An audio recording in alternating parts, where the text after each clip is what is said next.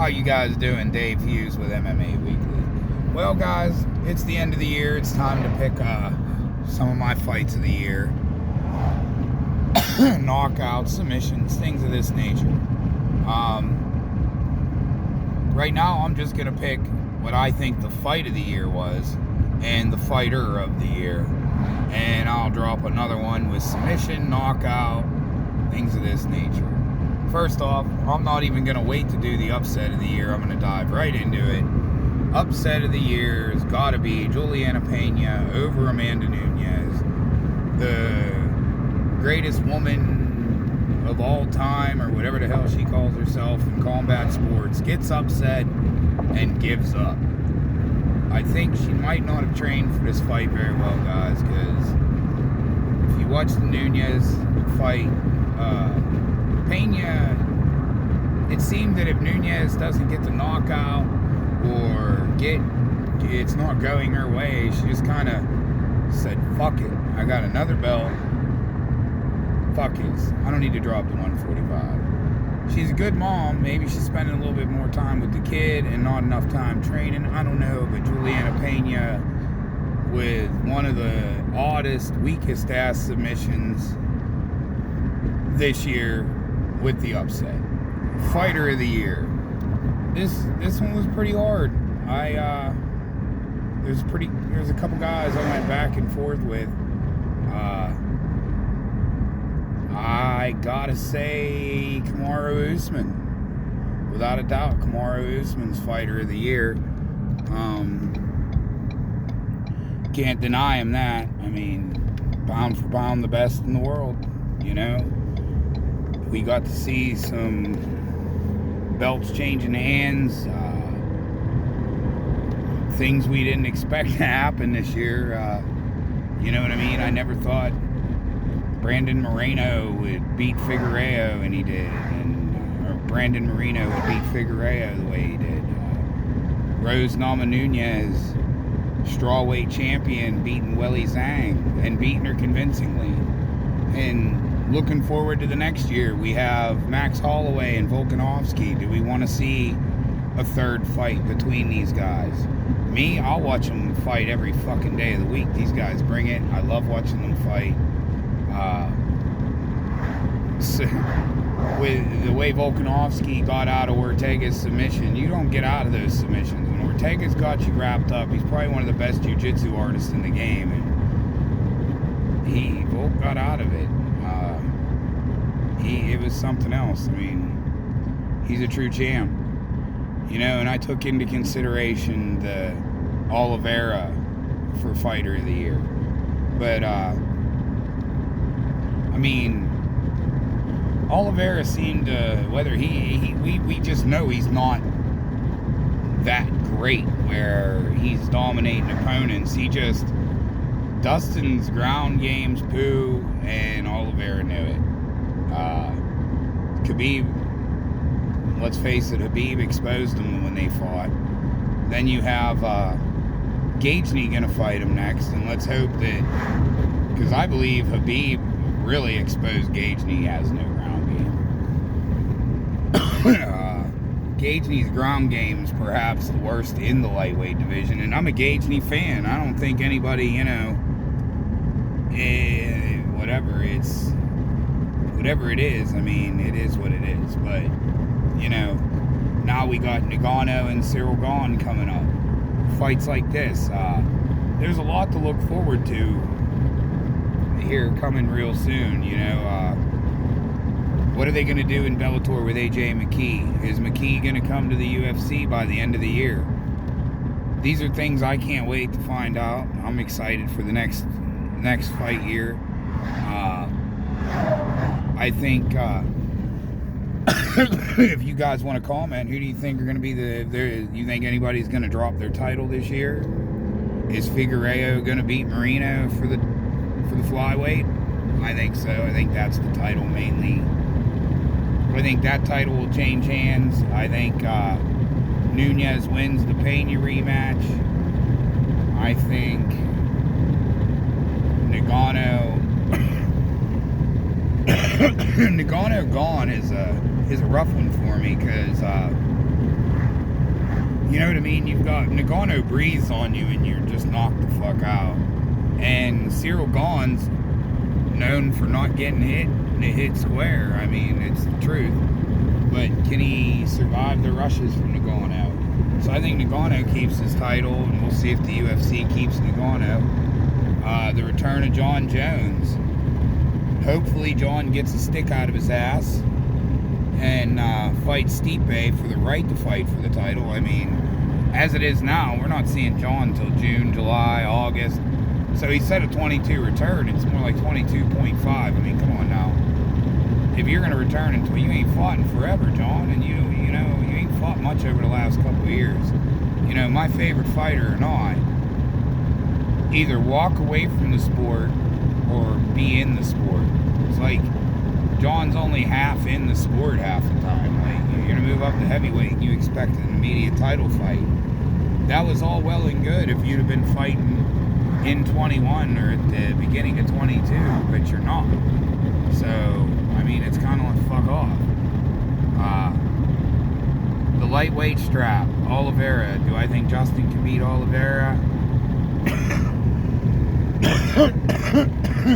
I think if Justin touches Oliveira's chin, it's a wrap.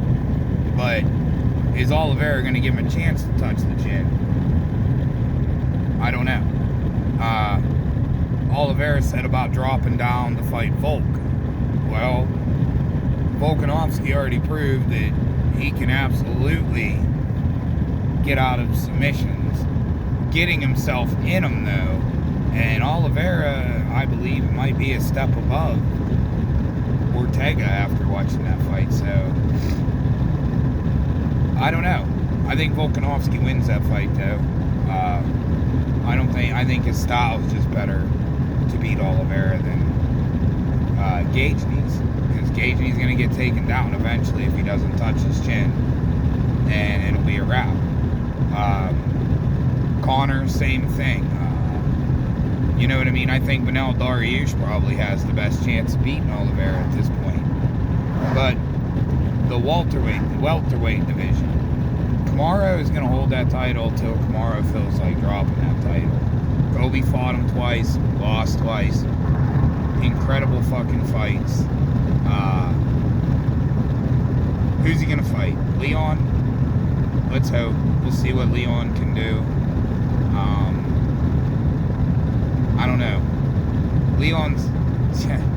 I think Kamaru is going to knock Leon out in about 45, maybe a minute and a half. Maybe a minute and a half. I mean, Nate stalked and slapped him and rocked him. Middleweight title, Adesanya don't want to defend that belt much. He's not excited anymore. He beats Whitaker. I think he beats him. Beats him again. I don't think he's going to knock him out this time. I think it's going to go decision, but I do believe Izzy's going to walk away the champ. Who he fights next, I don't fucking know. Vittori again, maybe. That'll be 3. I don't know. Middleweight division's kind of weak right now. Light heavyweight division's really weak right now. I think Alexander Rakic beats John Blachowicz, and I think Yuri Petraka will be the light heavyweight title holder by the end of the year. That's my call on that. Yeah. Yep. And then Rakic and Petraka will fight. Petraka will win the fight. So, by the end of the year, Yuri will not only win the belt, but he'll defend it once, I believe. Heavyweight division again, like I said, Nagano will keep his belt. Who knows what'll go on after that. Hopefully Nagano Jones, but if I had to guess on that fight, yeah. Jones's kicks are lethal, but Nagano can't be knocked out. He's like a fucking Terminator. You have to have a hell of a ground game to beat Nagano. Yeah, like DC, you're gonna have to go after Nagano like you go after, like he went after Derek Lewis. 2 double leg, double leg, double leg, double leg, double leg. Jab, jab, sometimes take down. That's pretty much what you're gonna be dealing with. The ladies division, I don't know, man. if Nunes doesn't get her immediate or doesn't want her immediate title shot, why don't we have Pena fight Valentina? Pena said she really don't want to lose the weight, so Shevchenko move up to 135, be a double champ, fight Nunes again, with her as the champ this time. That'd be interesting. There you go, Dana. There's an idea. Strawweight title. It ain't going nowhere. Let's face it. The tiny tornado, or whatever the fuck her name is, the little tiny chick, used to be the champ, first champ. But she ain't got shit for Rose. I think she beat Rose before. Anyway, let's see. Bantamweight title, like I said, if Nunes fights her again, it's going to be a wrap. Nunes is going to take the title.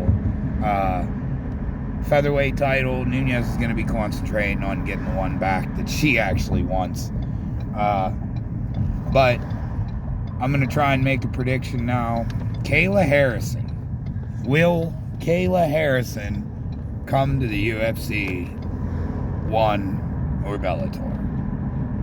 I think she chooses. It'll be less money for her, but she'll absolutely choose the UFC. No doubt about it. She made her money. She got a couple million. I'm sure she got some hella endorsements. She's a 2-time judo gold medalist. So, yeah, I'm saying Kayla to the UFC. They're going to give her a couple warm-up fights, 1 or 2 maybe. Give her a featherweight title fight. Yeah, that's what I think we're going to see there. Bantamweight division in men. Shit. I don't even know, man. It's a rough one. I'd like to see Dom and TJ fight. That'd be cool. See that fight again. I don't really know who's going to be the bantamweight title holder. I think Jon, by the end of the year, Peter Yan will be the champ still. He's just too much of a beast. I mean, Sterling's I mean, you can't blame the dude for what he did. He's the champion. You know what I mean? What the fuck? How he won it? Fuck. Who cares? And, you know, he's gonna be known as the worst UFC champion ever. He's fucked up, but still, he's the champ. So yeah, Peter Yan's gonna fuck him up this time, just for the simple fact Peter Yan is pissed now. So Peter Yan will definitely be the champ. I think he'll defend it against somebody. God only knows who. Maybe TJ. Who knows? You know? That'd be cool to see. I think Cody Garbrandt's career is done, so I think he'll retire next year, do something different, maybe announcing. He went to the 125, didn't work out for him very well. But I'll drop another one soon with the knockouts of the year. Remember, Usman, fighter of the year. That's who I picked for that. Female fighter of the year, I have Valentina Shevchenko. Yes, I know I should have took Juliana Pena after the upset, but I'm still taking Shevchenko because I think she's the greatest woman fighter in the world right now. But, as always, take care and God bless.